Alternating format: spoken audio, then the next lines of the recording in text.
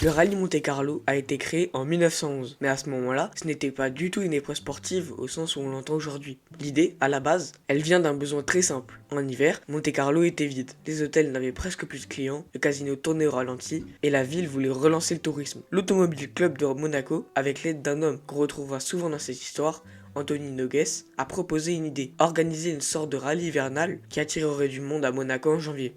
Il ne s'agissait pas de faire le meilleur temps, mais d'arriver à Monte-Carlo en bon état après un long parcours routier qui partait de plusieurs grandes villes d'Europe. Les concurrents pouvaient choisir leur point de départ parmi Paris, Berlin, Vienne, Genève ou d'autres capitales. Ensuite, ils devaient rallier Monte-Carlo en respectant un certain temps de parcours. On jugeait le confort du véhicule, la régularité de la conduite et même l'élégance générale. Le premier vainqueur, en 1911, s'appelait Henri Rougier. Il venait de Paris et il pilotait une Turcaméry. Il n'a pas gagné parce qu'il était le plus rapide, mais parce qu'il avait bien respecté les règles, que sa voiture était en bon état et qu'elle avait convaincu le jury qui méritait la victoire. Ce genre de décision ferait aujourd'hui polémique, mais à l'époque c'était cohérent avec l'esprit du rallye. Malgré ce format un peu particulier, le public a répondu présent. La presse a couvert l'événement, les gens ont été curieux et les retombées touristiques ont été réelles. Du coup, dès l'année suivante, le rallye Monte-Carlo a été reconduit. Il est devenu un rendez-vous annuel, même si les règles ont parfois changé d'une édition à l'autre. Chaque année, on testait de nouveaux formats, on ajustait les critères de classement et on modifiait les parcours. Mais toujours avec la même idée, relier plusieurs grandes villes à Monaco en hiver et valoriser l'endurance et la maîtrise. Dans les années 1920 et 1930, le rallye a pris de l'ampleur. Le nombre de participants a augmenté, les constructeurs automobiles ont commencé à s'y intéresser sérieusement et on a vu des marques comme Peugeot, Renault, Lancia, Alfa Romeo ou même Bentley s'aligner au départ. Pour elles, c'était aussi un moyen de prouver que leur voiture pouvait affronter les pires conditions hivernales sur de longues distances. Petit à petit, le rallye s'est transformé en une vraie compétition. On a commencé à intégrer des épreuves de régularité, puis des secteurs chronométrés. Certains tronçons devenaient plus exigeants, notamment en montagne. La météo rendait les choses difficiles, neige, glace, brouillard. Il ne s'agissait plus seulement d'arriver en bon état, mais aussi d'avoir un bon temps sur certaines sections. Les routes des Alpes devenaient de plus en plus décisives. Certaines étapes ont marqué l'histoire, comme les montées vers le col de Braus ou le col de Turini, même si ce dernier n'avait pas encore le statut légendaire qu'il aura plus tard. Durant cette période, on a vu plusieurs nationalités remporter l'épreuve. Les Français, les Italiens, les Allemands et les Britanniques se disputaient les premières places. Le rallye devenait de plus en plus international, avec beaucoup de pilotes issus de la haute société à chaque édition. Puis la Seconde Guerre mondiale a interrompu tout le sport automobile en Europe. Entre 1940 et 1948, aucune édition du rallye n'a eu lieu. Mais pendant ces années d'arrêt forcé, le Monte-Carlo est resté dans les mémoires. Et dès que la guerre s'est terminée, l'envie de relancer la course est revenue très vite. Après la Seconde Guerre mondiale, il a fallu attendre 1949 pour que le rallye Monte-Carlo reprenne. L'Europe était encore en reconstruction, mais l'envie de relancer les grands événements populaires était bien là. Dès sa reprise, le rallye attire des concurrents de toute l'Europe. Les voitures ont changé, elles sont plus fiables, plus rapides, mais les routes, elles, sont toujours aussi exigeantes. Dans les années 1950, le rallye devient un vrai laboratoire pour les constructeurs. Ce n'est plus seulement une épreuve d'endurance, mais aussi un terrain de test pour les suspensions, les pneumatiques et les systèmes de freinage. Les pilotes apprennent à gérer les pneus cloutés, à anticiper les changements de météo, à lire les routes, même dans le brouillard ou sur la glace. Des marques comme Mercedes-Benz, Citroën, Saab, Lancia ou Jaguar enchaînent les participations. En parallèle, certains noms de pilotes reviennent régulièrement, comme Jean Trévoux ou Per Malling. Le col de Turini commence aussi à devenir une référence. Ce col de montagne dans les Alpes-Maritimes, souvent enneigé, est redouté par les pilotes et très apprécié du public. Ce sera bientôt l'une des spéciales les plus mythiques de tout le championnat.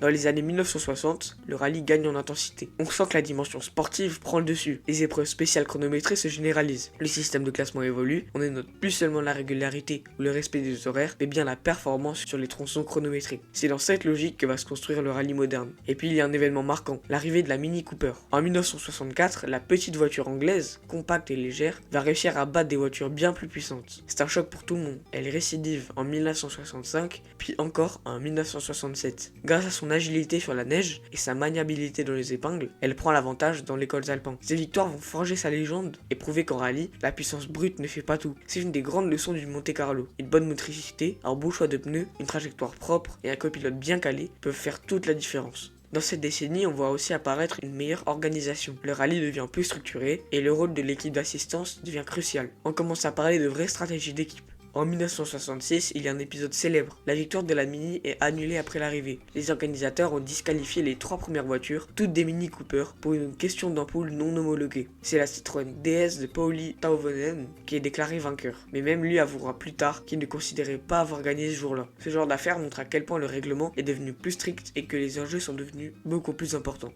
À la fin des années 60 et au début des années 70, on se contente plus d'adapter des modèles de série, les constructeurs commencent à produire des versions spéciales pensées pour l'épreuve. C'est le cas notamment d'Alpine Renault avec la berlinette A110. Légère, nerveuse, taillée pour les routes sinueuses, elle va bientôt dominer.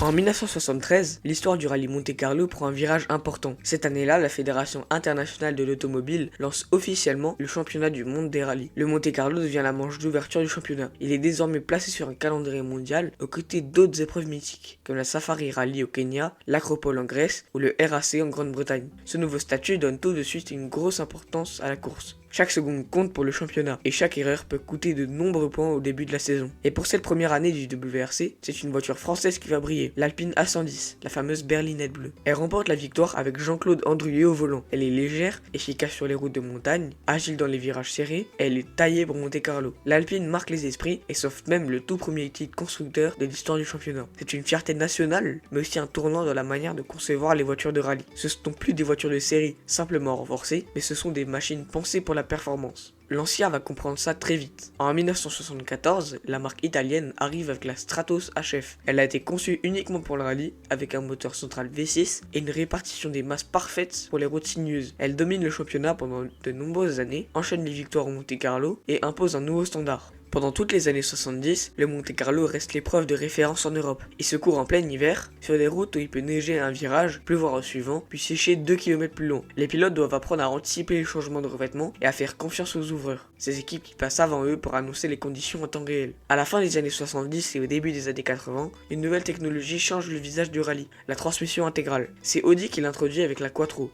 Jusqu'ici, presque toutes les voitures de rallye étaient des propulsions ou des tractions. C'est l'arrivée de la transmission intégrale qui change la donne. Sur la neige et la glace du Monte-Carlo, l'avantage est net. En 1981, Audi fait ses débuts en WRC avec une voiture lourde, pas encore parfaite, mais dont le potentiel saute aux yeux. Dès 1982, la Quattro s'impose avec Michèle Mouton, qui devient la première femme à remporter une manche du championnat du monde. Le début des années 80 est aussi marqué par l'explosion des performances. On entre dans l'ère du groupe B. Ce sont des voitures ultra légères avec des moteurs turbo qui développent parfois plus de 500 chevaux. Elles accélèrent plus fort qu'une Formule 1 de l'époque. Les ingénieurs ont quasiment carte blanche, les pilotes sont adulés et les spectateurs se massent par milliers sur le long des routes, parfois sans aucune barrière. On voit débarquer des monstres comme la Lancia 037, la Peugeot 205 Turbo 16 ou encore l'Audi Quattro S1. Les voitures sont si puissantes qu'elles deviennent difficiles à maîtriser et sur les routes, ça donne des passages incroyables, mais aussi et surtout beaucoup d'accidents.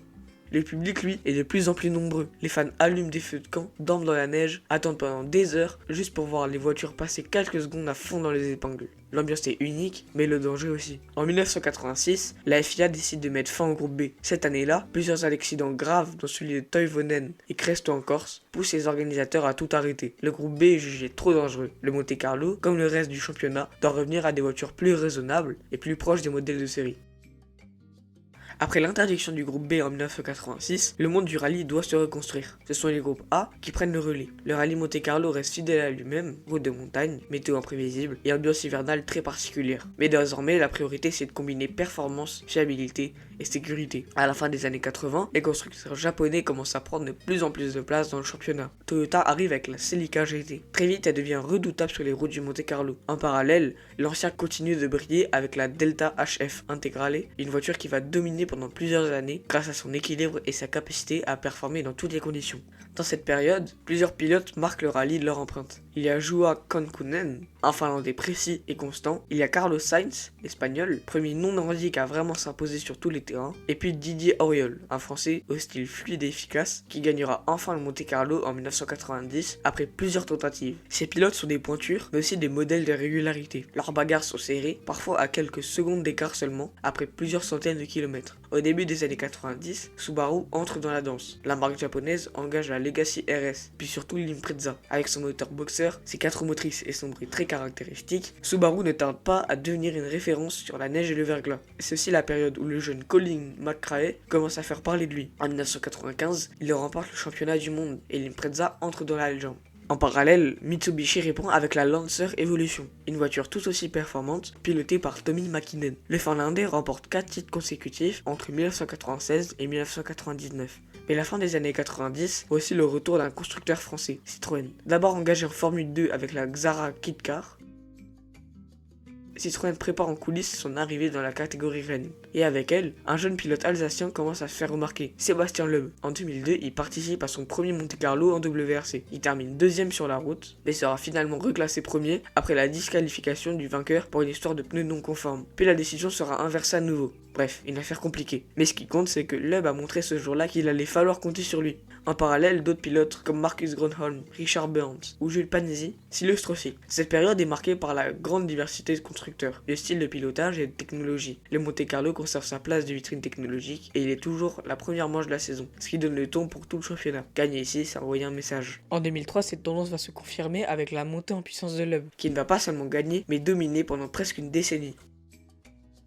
À partir de 2004, le rallye Monte-Carlo entre dans une nouvelle phase de son histoire. C'est le moment où Sébastien Loeb commence à véritablement dominer la discipline. Il pilote pour Citroën avec une voiture performance, la Xvara WRC, et un copilote d'exception à ses côtés, Daniel Elena. Leur duo va devenir l'un des plus efficaces de l'histoire du sport auto. D'ailleurs, si vous voulez une vidéo sur Loeb, n'hésitez pas à me le dire en commentaire. Loeb ne gagne pas seulement, il maîtrise. Sur les routes piégeuses du Monte-Carlo, il est toujours là, précis, rapide quand il le faut, et prudent quand c'est nécessaire. Il gagne le rallye à de multiples reprises, 2003, 2004, 2005, 2007, 2008, 2012 et même en 2013. À chaque fois, il impressionne par sa capacité à s'adapter aux conditions. Son pilotage est fluide, sans erreur, souvent presque clinique. Pendant cette période, Citroën et Loeb écrasent le championnat. Chaque début d'année, tous les regards sont tournés vers les routes des Alpes-Maritimes. Le public est toujours aussi nombreux, même si les règles de sécurité sont devenues plus strictes. Les feux de camp au bord des routes sont remplacés par des zones spectateurs mieux organisées, mais l'ambiance reste forte. Vers la fin des années 2000, Sébastien Ogier arrive. Il est plus jeune, lui aussi français, et lui aussi talentueux. En 2009, il gagne le Monte-Carlo en IRC, une série parallèle au WRC, revenant d'une Peugeot 207 S2000. Cette victoire le met sous les projecteurs. Il intègre Citroën dans l'équipe junior, puis l'équipe officielle. Très vite, la cohabitation avec Loeb devient compliqué. Ogier part chez Volkswagen en 2013. Et là, c'est une nouvelle domination qui commence. Volkswagen arrive avec la Polo RWRC. Elle est bien conçue, fiable, performante. Ogier s'en sert à merveille. Il gagne le Monte-Carlo à plusieurs reprises, en 2014, 2015 et 2016. Et il enchaîne avec les titres mondiaux. Quand Loeb prend sa retraite en 2013, Ogier prend naturellement le relais. On passe d'un Sébastien à un autre. Au fil des années, Ogier change d'équipe. Chez N-Sport avec la Ford Fiesta, puis chez Toyota. Peu importe la voiture, il gagne encore. Son style est différent de Loeb. Moins spectaculaire, mais très solide, il sait où faire la différence, surtout dans les moments clés. Il devient lui aussi un spécialiste du Monte-Carlo, et à chaque édition, on sait qu'il sera dans la lutte pour la victoire. À côté de lui, d'autres grands noms émergent. Thierry Neuville, Elfyn Evans ou Kalle Rovanperä, champion du monde à seulement 22 ans.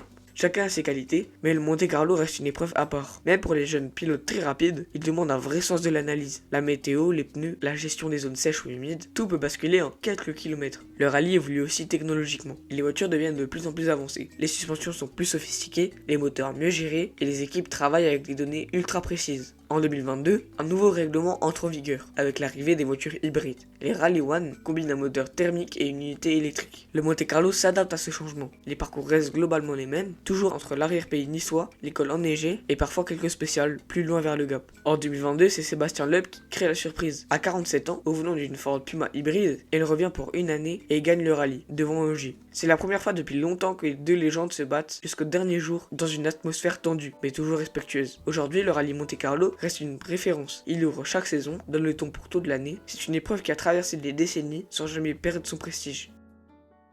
Ce qui rend le rallye Monte-Carlo unique, ce n'est pas seulement son ancienneté ni son palmarès, c'est ce mélange qu'on ne trouve nulle part ailleurs. Des routes piégeuses, une météo incertaine, une ambiance presque irréelle au milieu de l'hiver, et cette capacité à révéler les meilleurs pilotes dès les premiers kilomètres de l'année. Chaque génération a eu ses légendes ici, chaque époque a laissé sa trace, mais le Monte-Carlo, lui, n'a jamais changé de rôle. Il reste ce test absolu, celui qui ne pardonne pas, et quand on le gagne, on sait que ce n'est pas par hasard. Alors tant que le rallye existera, le Monte-Carlo restera une référence, pas parce qu'il a été, mais parce qu'il continue d'exiger année après année. Et voilà, c'est la fin de la vidéo. Donc, comme d'habitude, si vous avez aimé la vidéo, n'hésitez pas à la liker, à vous abonner et à la partager à des proches que ça pourrait intéresser. Et vous pouvez aussi aller voir ma dernière vidéo où je vous raconte l'histoire entière de Porsche. Elle s'affiche juste au-dessus à votre écran.